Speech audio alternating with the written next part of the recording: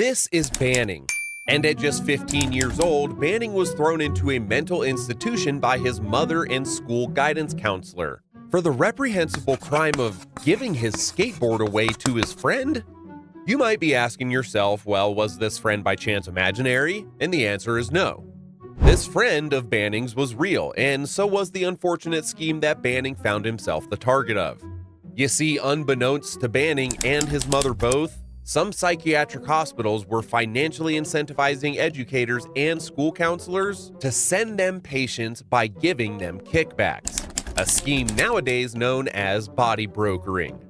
The school counselor was able to convince Banning's mother that Banning giving away his possessions, the skateboard, was a tall tale sign of someone about to unalive themselves.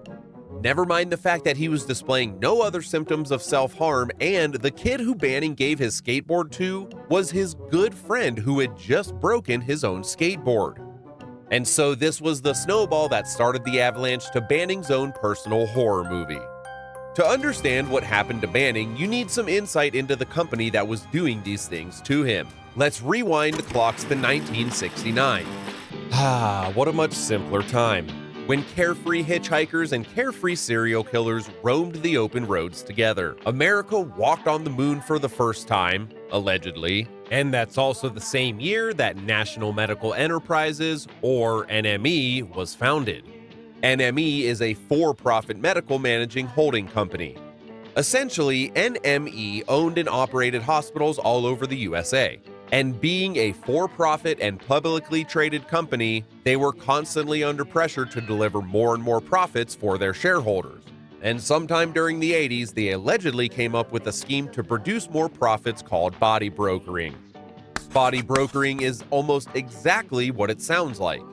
A rather twisted game similar to Pokemon, with NME trying to catch them all. Explaining it as simply as possible, educators would receive financial kickbacks for having children committed to mental institutions, while doctors at these institutions were also financially incentivized to misdiagnose these patients and keep them in the hospital for as long as the insurance company was paying the bill.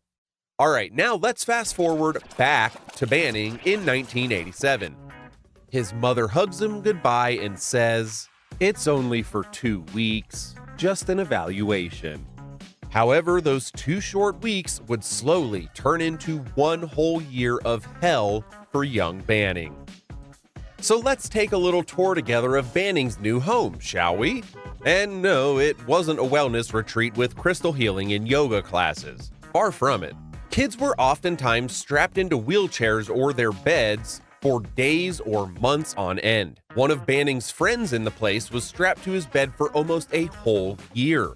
The kids were not allowed to speak to one another or make eye contact, or else they would be sentenced to the chair, which consisted of sitting in a chair with their feet flat and staring at the wall for up to 12 hours a day.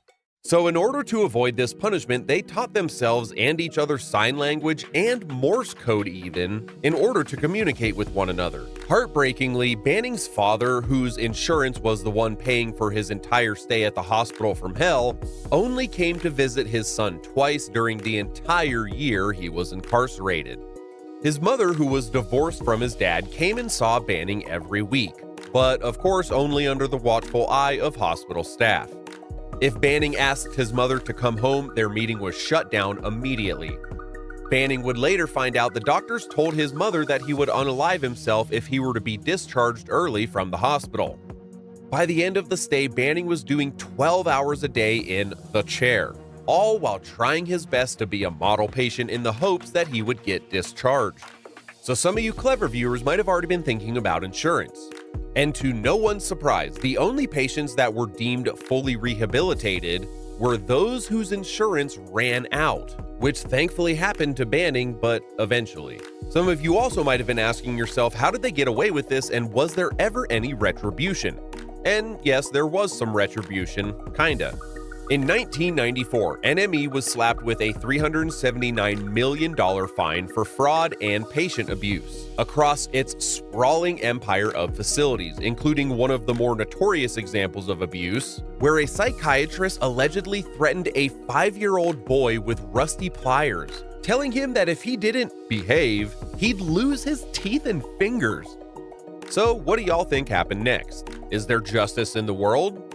Are the executives of NME in jail for the rest of their lives? Of course not. They actually had the audacity to sue Banning for talking about his trauma he experienced because they have no souls and they're the epitome of evil. But legally speaking, they called it defamation. The suit was eventually dismissed, but not before the legal bill bankrupted Banning. To this day, Banning still deals with PTSD from his time at the mental hospital. But he is living a much happier life now, married with children, and he even wrote a book about his experience titled The Chair and the Valley. So, what's your take? How much accountability is enough when a system is this broken? What would you have done if you were Banning or Banning's mother? We want to hear your thoughts, so drop them in the comments below. If you enjoyed this video, be sure to check out some of our other videos documenting the darker side of the medical industry.